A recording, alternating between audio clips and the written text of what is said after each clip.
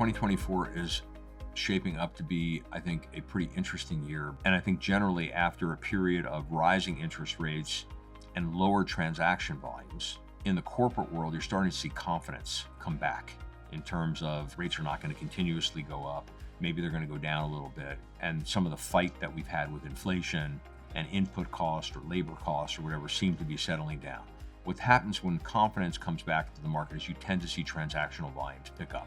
So you tend to see sellers and buyers finding ways of getting things done. We're excited about the fact that we see an interesting pipeline of opportunities that's been building from the second half of last year into this year.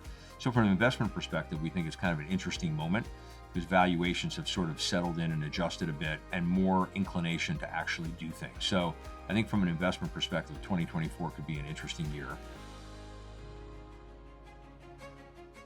There's been a massive amount of financing, companies being acquired using varying degrees, but generally a fair amount of leverage.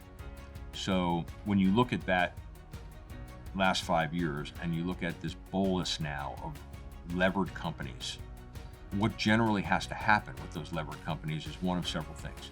They either get sold and then refinanced, or they don't get sold and eventually the debt that they took on has to be refinanced because they have maturities. And so one of the interesting dynamics in the market right now is that with the market generally supporting, on average, less leverage right now, given higher interest rates, and companies facing refinancing pressures. If you're refinancing and you're going from an average cost of debt of, let's say, 6% to an average cost of debt of 9%, that puts a lot of stress on these companies, as you might imagine, from a cash flow perspective. So one of the things that we're seeing is the emergence of opportunities where companies are going to have a hard time refinancing their balance sheets. That creates an opportunity for us in terms of credit solutions. There's been some interesting evolutions going on in Asia. Japan has finally come out of a long period of stagflation, zero interest rates, negative interest rates, and there's a number of interesting things going on in Japan. So there's growth happening, there's slowly increasing interest rates and yield opportunities, and there's actually a flip going on in Japan where there is more of a shareholder value focus that's emerging in the market. And so that creates an opportunity for private equity, because one of the things that we do well as a firm, for instance, if you look at our private equity franchise, is we have a long history of being good partners with large corporations where they're looking to carve out businesses and looking to partner with private equity to do so. India, another example where cultural sea change in terms of, again, this whole idea of innovation, capital flowing to technology, capital flowing to business models that are beginning to change. So those are examples, I think, of where there's some geopolitical, geographic, economic changes going on that create interesting opportunities.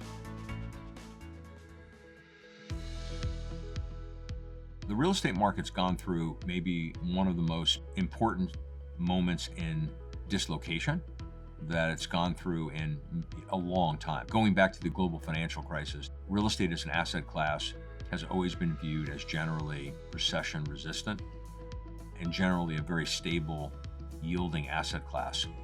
And financing has been readily available in large size. With this ramp in interest rates and COVID, we've had a real turnover in terms of an inversion in kind of what the whole real estate market has been facing.